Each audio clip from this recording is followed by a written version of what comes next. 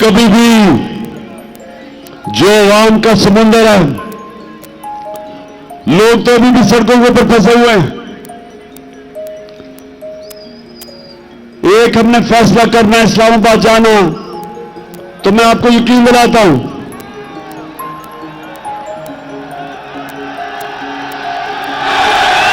कि लोग ये तो जांच कर सकते हैं, जितनी भी पुलिस आप जमा कर लें, जब लाखों लोग इस्लामाबाद में जाएंगे कोई नहीं रोक सकता उनको।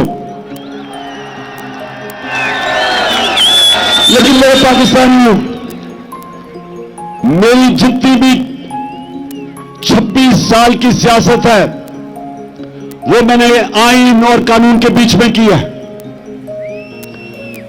मेरे लिए इन 7 महीनों में बड़ा आसान था कि हम वो श्रीलंका वाला हालात पैदा कर देते। हमने 60-65 जलसे किए,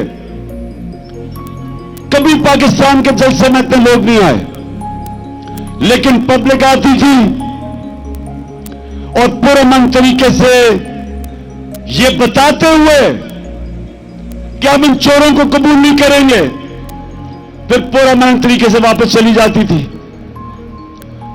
मेरी पूरी कोशिश रही कि मैं किसी किस्म का इंतशार अपने मुल्क में ना पैदा करूं, क्योंकि वैसे ही माशी हालात बुरे हैं। अगर यहां तोड़ फोड़ शुरू हो गई, सबके हाथ से गेम निकल जाएगी। 25 मई को जब उन्होंने हमारे ऊपर तशद्दुद किया और जब 26 की सुबह मैं इस्लामाबाद पहुंचा, तो मुझे पता था कि अगले दिन इंतशार होगा। मैंने सिर्फ इसलिए अपनी मार्च कैंसिल की कि मुझे पता था कि अगर हम इस्लामाबाद धरने देने का फैसला कर लें तो अगले दिन तबाही होनी थी, खून होना था। इसलिए मैंने वो मार्च कैंसिल की। आज मैं इसलिए फैसला कर रहा हूं कि वहां नहीं जाना, क्योंकि मुझे पता है तबाही मचेगी, नुकसान मेरे मुल्क को होगा। लेकिन जो मैंने फैसला किया अब ये कि हमने अब इस निजाम का हिस्सा नहीं रहना। मैं अपनी सारी चीफ मिनिस्टर्स, अपनी पार्लियामेंट्री पार्टी से अब मिलूंगा और हमने फैसला किया है कि हम सारी असेंबलियों से निकलने लगे हैं।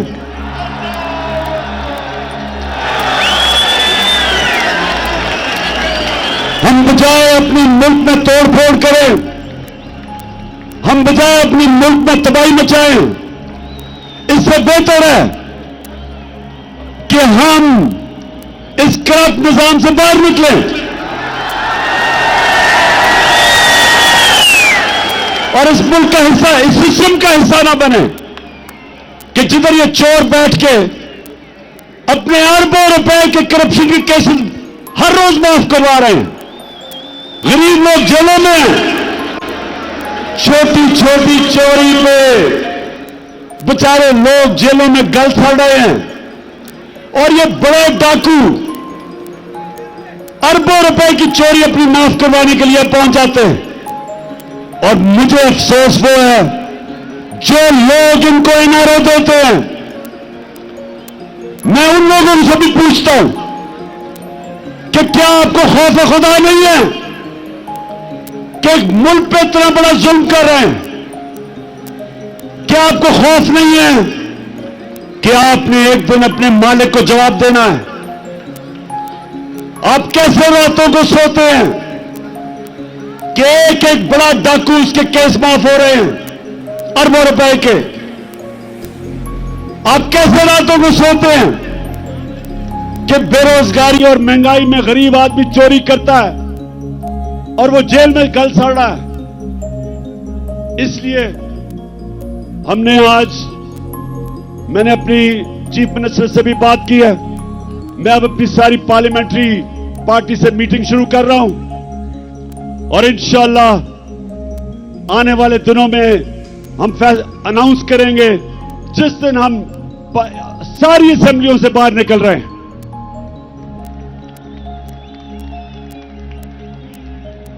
आखिर में मैं आप सबका शुक्रिया अदा करता हूं।